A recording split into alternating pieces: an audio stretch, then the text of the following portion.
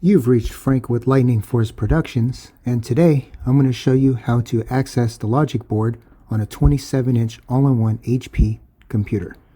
Okay, so the first thing you're going to do is you're going to take out this Phillips head screw with a small Phillips head screwdriver. Really easy to access with the right tools. Just a really small screwdriver. You know, as you can see, it's right behind where the foot would be. Just raise it up. Take this screw off first, loosen it up all the way. And then you want to get a safe pry tool, in my case, a butter knife. Don't use a butter knife. I do recommend a safe pry tool. I'll have the link on the bottom. I don't mind doing it to this. So, okay, the first thing you want to do is you want to pry the edges off. So you want to find a way to get this safe pry tool underneath here.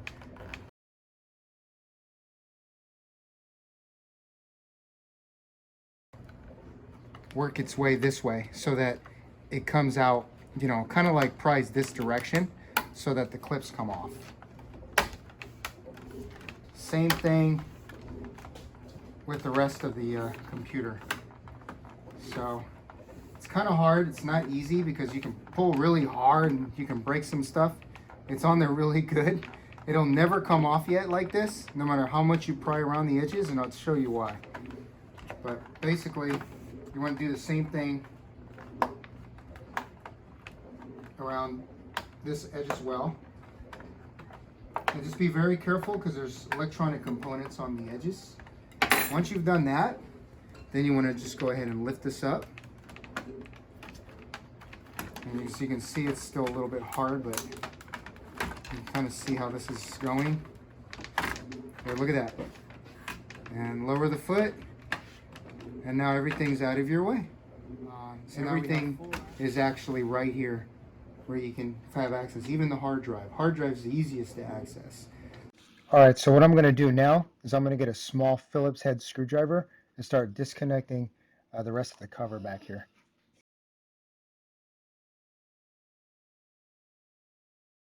All right, before we get the covers off, we need to get the stand out of the way.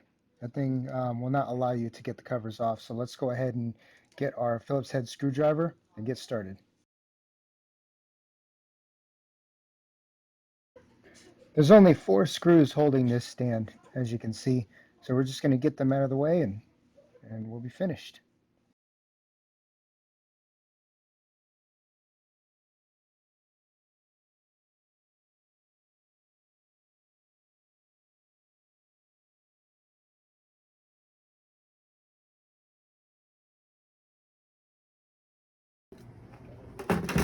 All right, so we have access to that.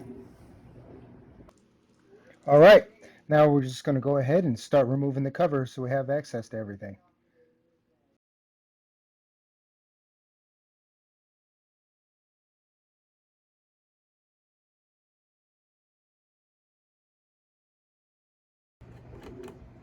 And you can tell where the screws come off. There's little arrows that point to them. They're obviously sitting on the frame, the cover, so it's real obvious, you know, how to do this.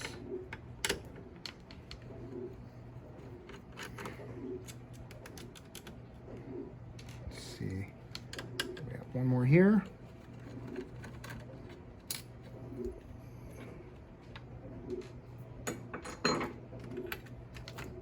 There we go. Look at that. Looks like I didn't have to peel the tape off, guys. All right.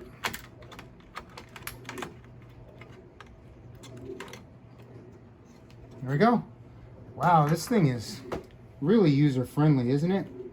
You got the ribbon cable that I popped off very easily.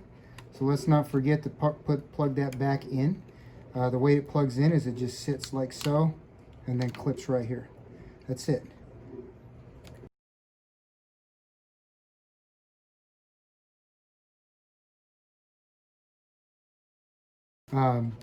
Here's the RAM, okay? We don't want to touch anything on this RAM.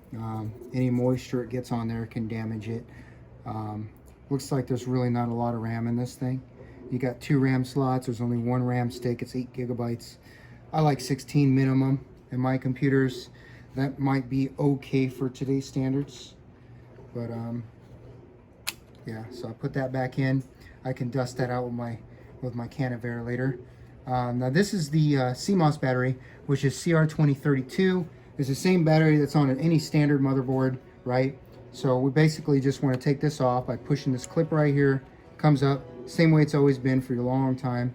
And then there's a trick to this, okay? You can leave it out for minutes.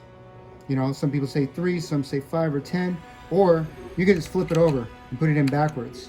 And that'll just cut off the power from everything. See that? Not gonna damage anything. So put it in backwards, it'll reset everything. And then we can go ahead and pop it out again and flip it back over where it belongs. I have just reset the BIOS on this thing.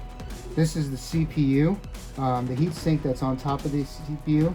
It's not a bad idea to take these screws off and wipe it down with rubbing alcohol and a cotton swab, and go ahead and put icy diamond or some Arctic silver on here so that it gets better cooling again to its maximum efficiency.